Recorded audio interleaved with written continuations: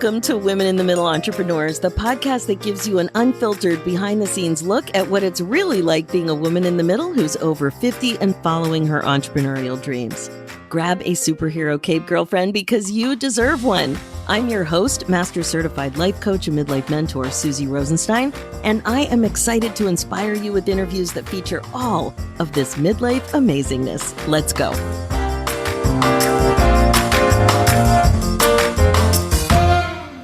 Hey there, welcome back to the show. We have another really exciting interview ahead of us today about being a business coach for female entrepreneurs. Today, you'll be meeting Andrea Liebross, a woman in the middle entrepreneur who believes that being an entrepreneur is really a journey in personal development disguised as an entrepreneurial adventure. I love that so much. Welcome to the show, Andrea. Thanks so much for joining us today. Thanks for having me, Suzy. I'm very happy to be here. Oh my gosh, we're having the most amount of fun talking about, just getting to know each other before the interview. So I know you're going to have a lot of fun today as a listener. We are going to have a really good conversation about your midlife entrepreneur story. We're also going to be talking about your business and what's going really well, and also what midlife hiccups or issues or challenges might be getting in your way to some extent and might be causing, you a little bit of annoyance or needing to make some alternative plans, anything like that in your business as a business owner and also as, just a woman running your life. So I love talking about this because it's the reality of what's really going on out there for female entrepreneurs. So let's start with how old you are, how long you've been an entrepreneur, and a little bit about what it is that you do in the world. Great. So I am a baby of 1972 and I have been an entrepreneur for about 15 years. I've started 3 businesses. In 2018, I decided to start my own coaching practice. And that was after having worked for a company where I was doing recruiting and hiring and training of female entrepreneurs. They were technically 1099s for this company. It was kind of like a franchise, but not really on paper a franchise. And after working for them for 10 years, I kind of had enough, to be honest, of working in that environment. But there was something that had kept me there for 10 years. And when I explored that further, what I really found was that the part I loved the most was not the recruiting, not really the hiring, but what they were calling training, which was really coaching. Because these women were starting new businesses. Some of them, it was a side hustle. Some of them were all out to create 6 figures and make it a full-time business. But regardless, once they got going and the excitement kind of wore off, I'll call it, they realized that this was hard and they felt guilty sometimes that they were putting so much time and energy into it. And then they started to question, should they be putting all this time and energy into it? And really coaching them through that, I call it messy middle, was rewarding, fun. And I loved it. So in 2018, I decided to go out on my own and coach who I wanted to coach and help entrepreneurial women move past their messy middle in whatever business they were in. And so once you did that, when did you decide what your business was going to look like? Once you made that initial kind of epiphany, okay, this is what I'm going to do. Yeah. So that's interesting because on day one, who I thought my ideal client, if we want to talk all entrepreneurial speech here, who I thought my ideal client would be really isn't my ideal client today, 5 years later. It's evolved. And I think the first thing that I did, the first sort of aha moment was that I was determined that I was just going to open a 0 interest credit card and start like that. And I was not going to pay any interest on it. That was my goal, which I didn't. So by the time that 12-month 0 interest period was up, I was profitable. And then as the years went on, I became more and more profitable. But I think that was kind of the first stage of, okay, this is really going to work. And then what I realized moving forward was that I wanted to work with women who wanted to work, who wanted to put the work into their business. And I think in this middle age, we'll call it, which most of my clients are between the ages of 40 and 60. So in that period of life, we've got lots of competing responsibilities and priorities. And if you're going to be successful, you've really got to decide to commit to being successful and not just be interested in being successful and not being on the other extreme, not being attached to exactly what it has to look like, but being committed to move forward. And I found that a lot of women really just aren't. And that's okay. Like, that's okay. Great. But I really enjoy working with the ones who are kind of in it to win it, I would say. And what was that original ideal client for you that is different than the woman you're working with now? So the original person, it was going to be a stay-at-home mom who wanted to start her own business. And a lot of my clients were or are, I think they would say were at this point, but were stay-at-home moms who have started businesses. But I think what the turning point was, I realized that woman who I wanted to work with had to be able to say, no, I'm not going out to lunch with you today.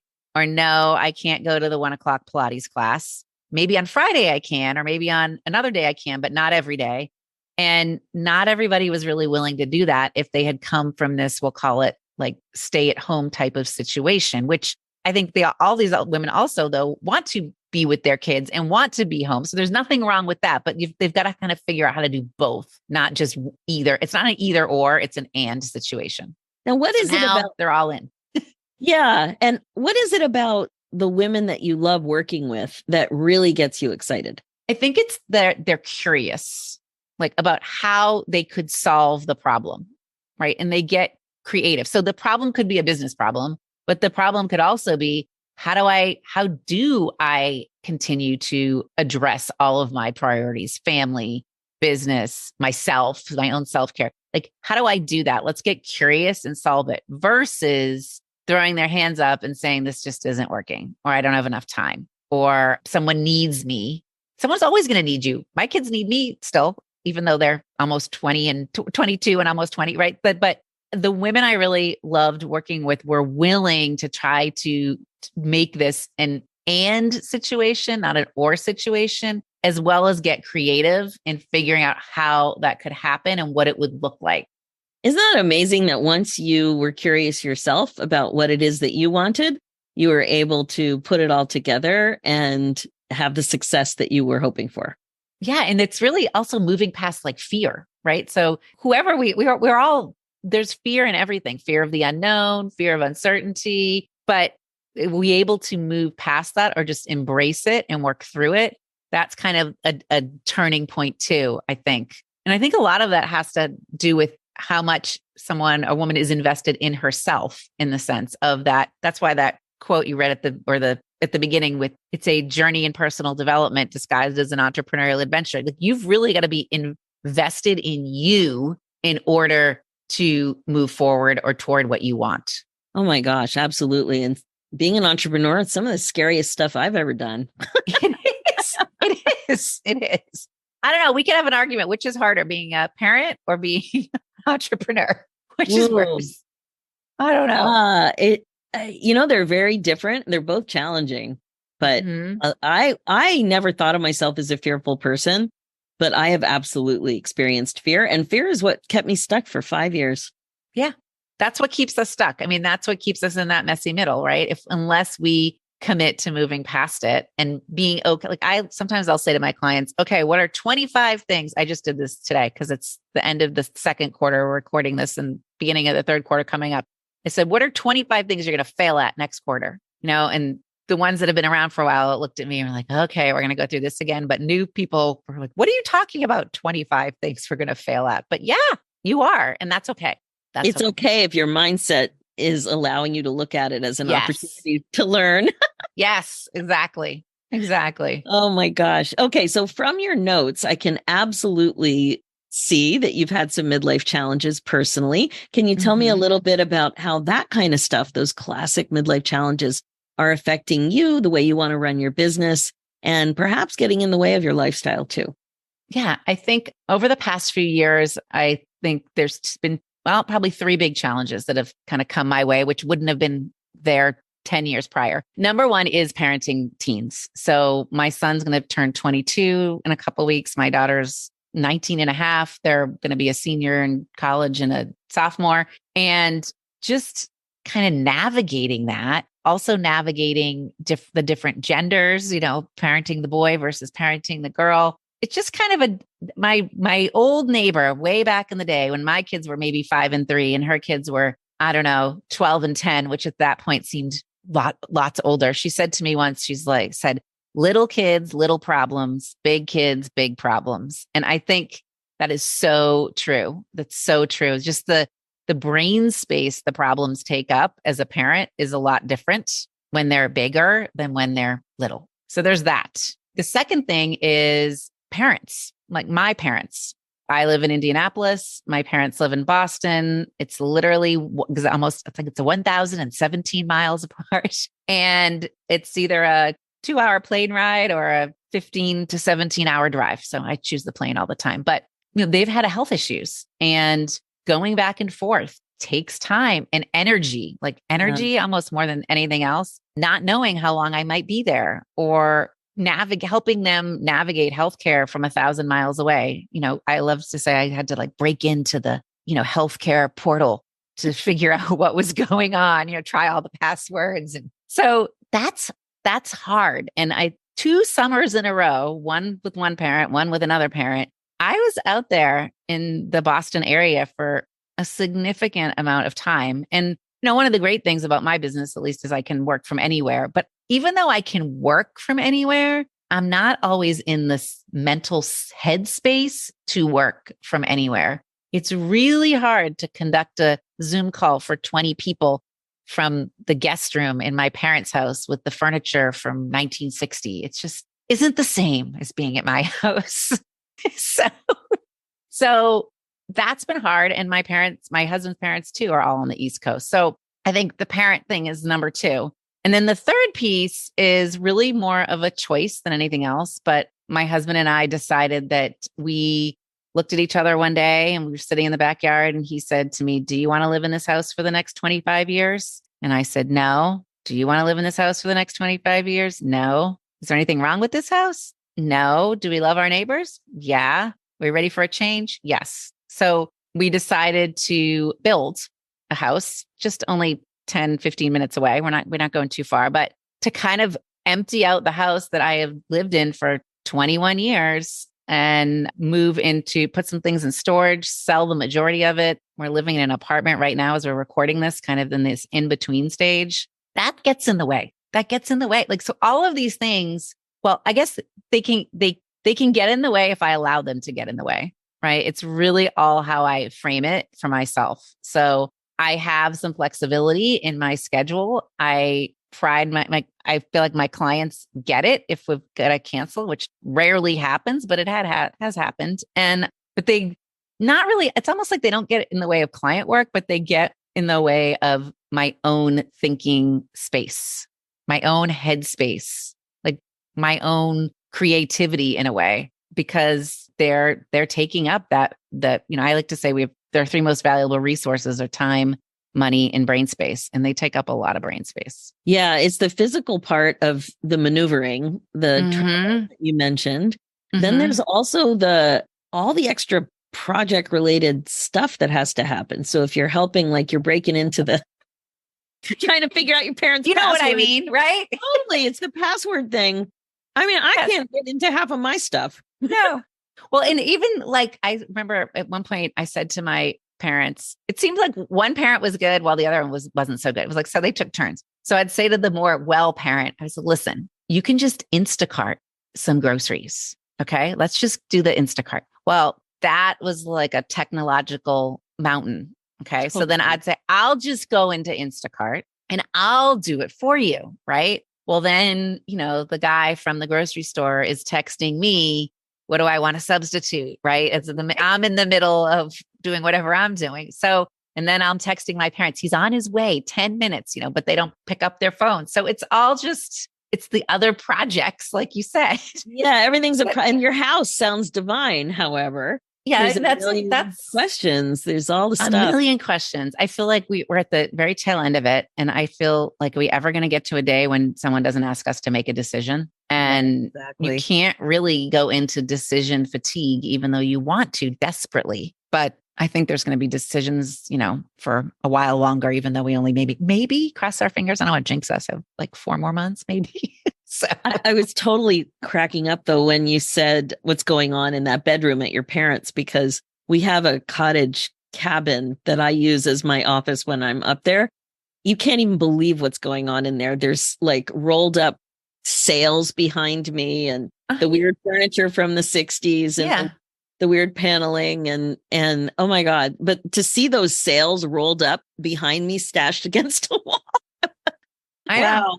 And I I don't know. like the green screen because then it's just weird, but you have to use a green screen when you're in that kind You of do. situation. You do. And I think the other interesting part of that is when I am, I'll put it in air quotes, home, like where I grew up home. I had to move my parents out of their house of 52 years and into a new house. But when I'm home, no matter what I'm doing, whether I'm sort of taking charge of the project or breaking into the healthcare portal or doing Instacart, there is an element of them thinking I'm still 5 years old.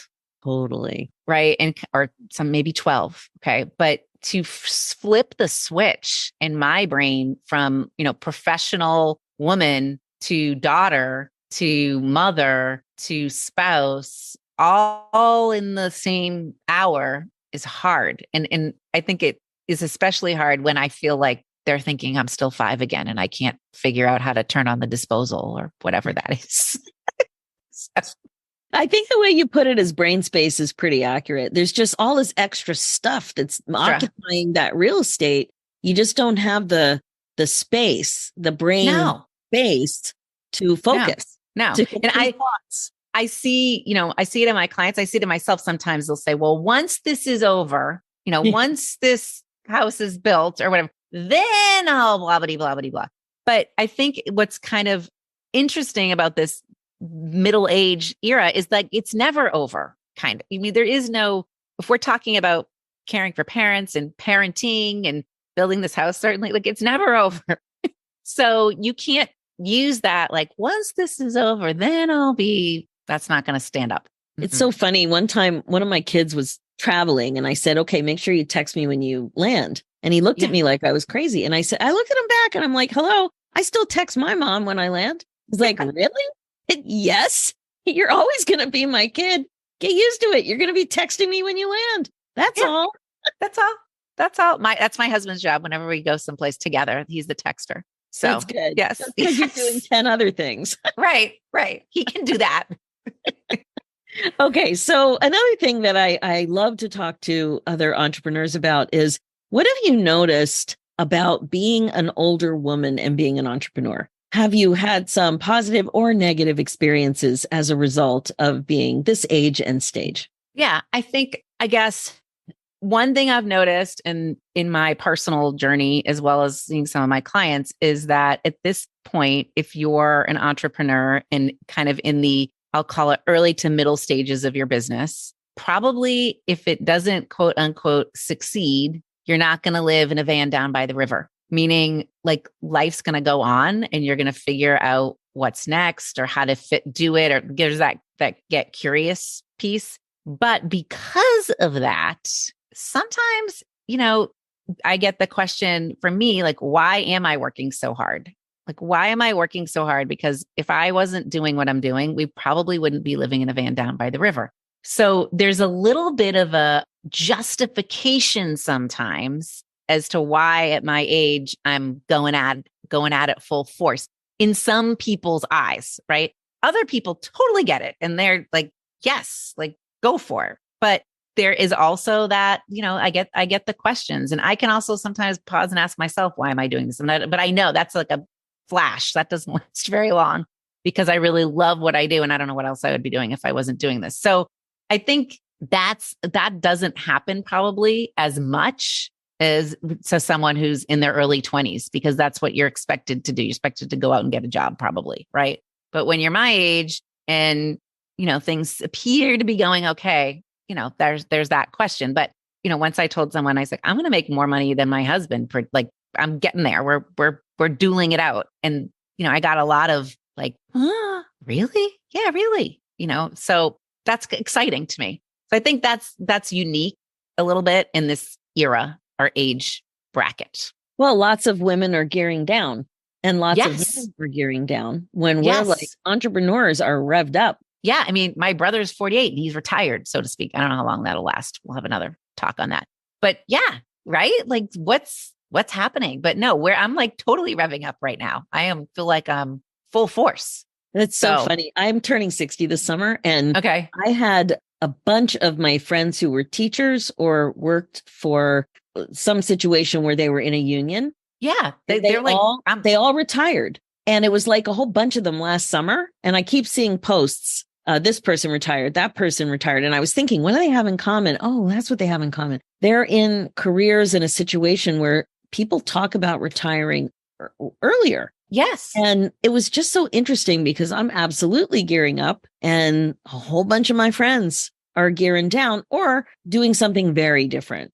Yeah. Yeah. It's a totally new chapter for them. Totally, I feel like my chapters keep rolling, right? So I'm evolving too, but it's like a whole new book almost.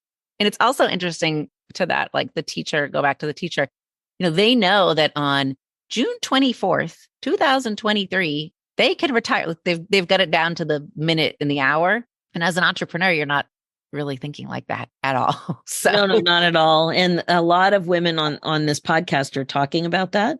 Mm-hmm. Because it's so arbitrary, and most of us don't want to retire. When we think about a change later in life, we don't call it retirement. It's just pivoting the business or doing a part of the business and not doing all of the business, or just making your role within the business, maybe more of a visionary than the actual implementer or whatever. So right? Many options, but I haven't heard anybody on the podcast yet talk about retiring. Isn't that interesting? Yeah. Yeah, very different mindset. So tell me what's next in your business. I know you've got a book coming out. Maybe that has something to do with what's next.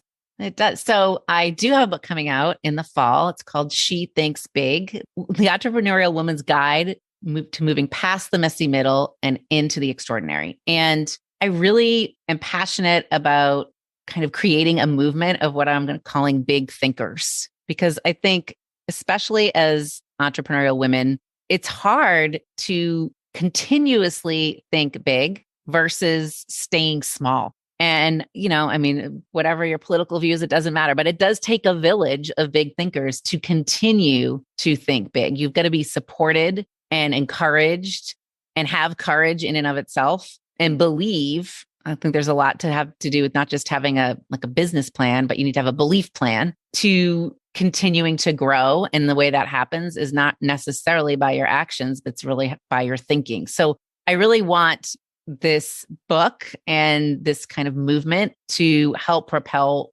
women forward and to create more big thinkers. So that's next on the horizon for me. I love that. And so what about lifestyle design? You mentioned this in your notes. I'd love to follow up with you about that. Yeah. So that's an element of big thinking. So I'll give you a little story. So I have a client who is an educator, actually, but not a traditional educator like we've been talking about. She travels around the country with a big, huge inflatable whale. So she is an expert. I love whales. Okay. Well, you need to follow the Whalemobile. Okay. So everybody go follow the Whalemobile. So I have known this woman since college, but she and I have been working together in sort of a client coach relationship for the past 3 years. And she is passionate about what she does. She's an expert. She speaks everywhere. And she has this big inflatable whale, and she travels around to schools and libraries and all over universities and does programming inside the whale, actually. Okay. So she and I have had all of this discussion about lifestyle design because she's quote unquote, like really literally on the road a lot. And she's got 2 teenagers, and she struggled for a while about how does she integrate all of this, right? How does she integrate parenting 2 teens, traveling around? She really actually doesn't want to do as much traveling. She wants to do more speaking on big stages. So she grew a team over the past few years. She's got a team of people. And on our coaching call this morning, she raised her hand and said, I just have to share something with you. And it's all about lifestyle design. This is totally a true story. She said, we're in St. Louis this week with Niall the whale. And I took my 14-year-old son with me. And I also took 2 assistant presenters with me. And yesterday afternoon, I just left them whatever school they were at with the whale. They continued on. And Tommy and I went and saw the St. Louis Arch, and we went into whatever museum, and we just had a great time. And she said, I had to be so intentional about that, but that's what I want my life to look like. I want to be able to be with my kids wherever I am, not have to be so into the business 24/7 to pass some of that responsibility off, and really be able to integrate her personal life, her business life, time for self-care, time for family. So that's what I mean when I say lifestyle design. And I think we get lost a little bit in no design unless we are super intentional about 100%. what we're doing. Like autopilot Yeah. all the time. Yeah. Yeah. I can't believe you have an example and know somebody who's incorporating this whole whale thing. I know. Whales have been such a passion for me since That's so fun. 1985. It's on my LinkedIn. And I just in February took some women with me on a major 4-day whale watch in Mexico, which is one of my favorite places to go and see the gray whales. Did a whole podcast episode about it, have a book coming out about it, about whales and mindfulness and things like that. So Cindy holds the Guinness Book of World Records for most whale memorabilia. Oh, that's fantastic. Yes. I've got to meet her. This is amazing. She's from India. She's originally from Indiana. She doesn't live here anymore, but she's originally from Indiana too. That's amazing. I have whale enthusiast in my LinkedIn profile. Okay. Well, you need to meet her.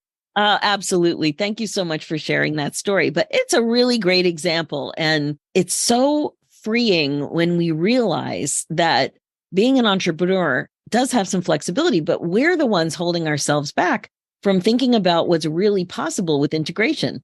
100%. Like last summer, I remember one day she said to me, I can't do this anymore. I'm exhausted. I can't be doing 10 programs a day. And at that point I said, don't you have someone named Kristen working for you? Don't you really like Kristen? Yeah. Well, why isn't Kristen doing more programs? Oh, like I like to say she's stuck in her own peanut butter jar and can't read the label. And then the other thing was that she felt kind of guilty leaving her kids for like weeks on end. They're fine, but so like, how are we going to do next summer different? And this is totally different. That's great. So, yes. What a fun story. And a really great way to illustrate your point. So what would you say is the most surprising thing about being a midlife woman over 50 and working in this space? Surprising for you personally?